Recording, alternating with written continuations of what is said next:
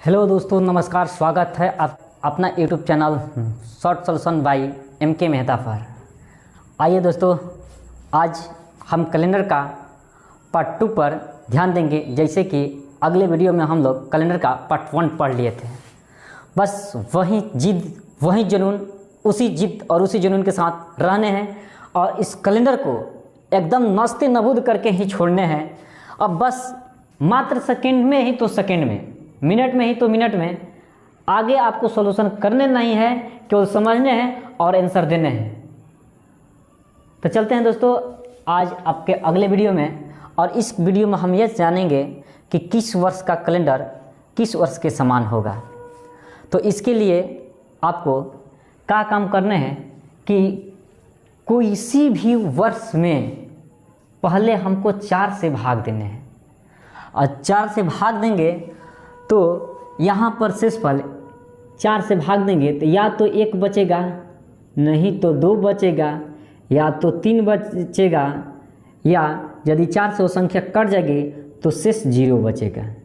इसके अलावा दूसरा तो कोई संख्या होता नहीं है कि जो 4 से भाग दीजिएगा तो इसके बाद शेष बचे। और यही चारों संख्या से आप बड़ी आसानी से पता कर सकते हैं कि किस वर्ष का कैलेंडर समान किस वर्ष का कैलेंडर होगा। तो सबसे पहले हम क्या करेंगे कि यदि हमारा शेष किसी कैलेंडर में 1 बच रहा है तो इसमें हमको 6 वर्ष आगे बढ़ जाने हैं। यदि शेष 2 बच रहा है तो इसमें हमको 11 वर्ष आगे बढ़ जाने हैं।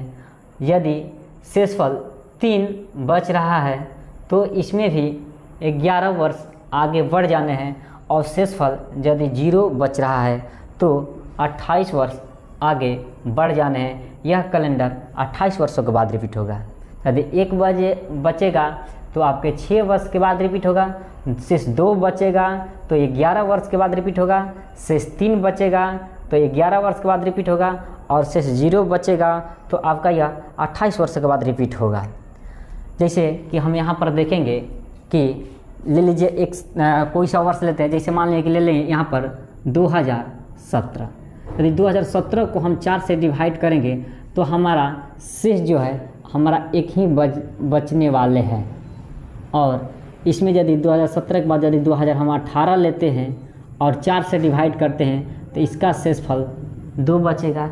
और 2019 लेते हैं और 4 से डिवाइड करेंगे तो इसका शेषफल 3 बचेगा। और 2020 ले लेते हैं और इसमें भी 4 से डिवाइड करेंगे तो शेषफल 0 बचेगा। तो दोस्तों आप समझ पाएंगे कि यदि कोई भी साल हो हम 4 ही से भाग देंगे। यदि शेष 1 बचे तो हम उसमें 6 वर्ष जोड़ेंगे, 2 बचे तो उसमें 11 वर्ष जोड़ेंगे, यदि 3 बच रहा है तो उसमें 11 वर्ष जोड़ेंगे, और शेष 0 बच रहा है तो हम उसमें 28 वर्ष जोड़ेंगे। ये 0 कब होगा?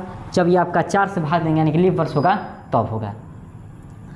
लेकिन दोस्तों किसी भी कंडीशन में, रेयर केस में, कभी इसमें आपके 6 के अलावे कभी 12 भी ऐड करने पड़ेंगे, और इसमें 28 के अलावे कभी 40 भी ऐड करने पड़ेंगे। लेकिन ये 2 बातें कभी रेयर केस में देखने को मिलेंगे, नहीं तो आपके यहीं जोड़ने को मिलेंगे। 6 जोड़िएगा तो आपका रिपीट हो जाएगा, 2 बच रहा है तो 11 जोड़िएगा तो रिपीट हो जाएगा, 3 बच रहा है तो 11 जोड़िएगा तो रिपीट होगा, और शेष 0 है तो 28 जोड़ेगा तो आपका वर्ष रिपीट हो जाएगा। लेकिन ये कंडीशन के लिए थोड़ा सा हमको पीछे आना होगा और इस बात को समझना होगा। क्या आपको भी पता है कि आप लीप वर्ष तो निकालते हैं, क्या आप यहाँ पर 4 वर्षों के बारे में बता सकते हैं कि यदि आपका शताब्दी 1600 रहे तो क्या ये लीप वर्ष है कि ना है? क्या यह 1700 रहे तो क्या ये लीप वर्ष है कि ना है? क्या ये 1800 रहे तो लीप वर्ष है कि ना है? और क्या ये 1900 शताब्दी रहे तो क्या यह लीप वर्ष है कि ना है? आप अभी तक तो ज़रूर जानते होंगे कि इसमें 4 से भाग देकर आप लीप वर्ष निकालते हैं। लेकिन यदि वर्ष शताब्दी का रहे तो 4 से नहीं 400 से भाग दिए जाते हैं और लीप वर्ष निकाला जाता है। तो इसमें हम चेक कैसे करेंगे? तो इसमें भाग देंगे 400 से। ये यदि कट जाता है तो लीप वर्ष है, नहीं कटता है तो लीप वर्ष नहीं है। तो पहला देखें तो 400 से तो कट गया, तो ये हमारा तो लीप वर्ष हो गया। लेकिन क्या इसमें 400 से भाग लगेंगे? नहीं लगेंगे। तो इस तरह से ये लीप वर्ष नहीं हुआ। क्या इसमें 400 से भाग लगेंगे? तो नहीं लगेंगे, तो ये भी लीप वर्ष नहीं हुआ। क्या इसमें 400 से भाग लगेंगे? नहीं लगेंगे, तो ये भी आपका लीप वर्ष नहीं हुआ। यानी जिसमें 400 से भाग लगेंगे वह शताब्दी लीप वर्ष होता है, और जिसमें 400 से भाग नहीं लगते हैं तो वह शताब्दी लीप वर्ष नहीं होते हैं।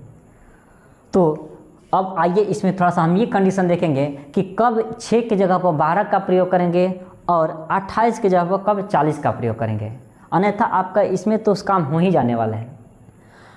तो क्या करने वाले हैं, यदि हम किसी वर्ष में यदि हमारा शेष 1 बच रहा है और उसमें 6 जोड़ेंगे, तो यदि हम देखें कि यदि शताब्दी आप पार कर गए, जैसे 19वीं से चल गए 20वीं में, चाहे 20वीं से चल गए 21वीं शताब्दी में, चाहे 21वीं से 22वीं में चल गए, तो उस कंडीशन में आपको 6 की जगह 12 जोड़ने पड़ेंगे।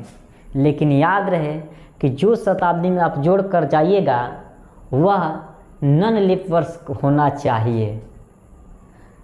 और यही कंडीशन इसमें भी लगेगा कि यदि आप 28 जोड़ रहे हैं, यदि शताब्दी क्रॉस कर रहे हैं तो आपको 40 जोड़ने होंगे, लेकिन आपका वह शताब्दी नॉन लीप का होना चाहिए, तो ही हम जोड़ पाएंगे। नहीं तो ये हमारा बिल्कुल 1 बचे तो 6 जोड़ने होंगे, 2 बच रहा है तो 11 जोड़ने होंगे, 3 बच रहा है तो 11 जोड़ने होंगे, और 0 बच रहा है तो 28 जोड़ने होंगे। आइए एग्जाम्पल के तौर पर हम देखते हैं कि किस वर्ष का कैलेंडर किस वर्ष का समान होगा। अब इसको थोड़ा सा मिटा दिया जाए और देख रहे हैं।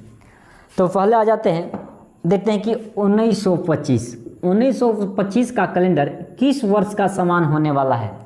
तो सबसे फर्स्ट काम, इसमें हम 4 से भाग देंगे। यदि हम 4 से भाग देते हैं तो पीछे वाले 2 ही अंक से भाग देने हैं, ज़्यादा 4 से भाग ना दे, सब में भाग नहीं देने, क्योंकि 4 से कटने का नियम यही होता है कि अंतिम 2 अंकों का 4 से भाग दिया जाए, जो कट जाता है वो कट जाता है। तो 4 से भाग देंगे तो शेष हमारा 1 बचने वाला है।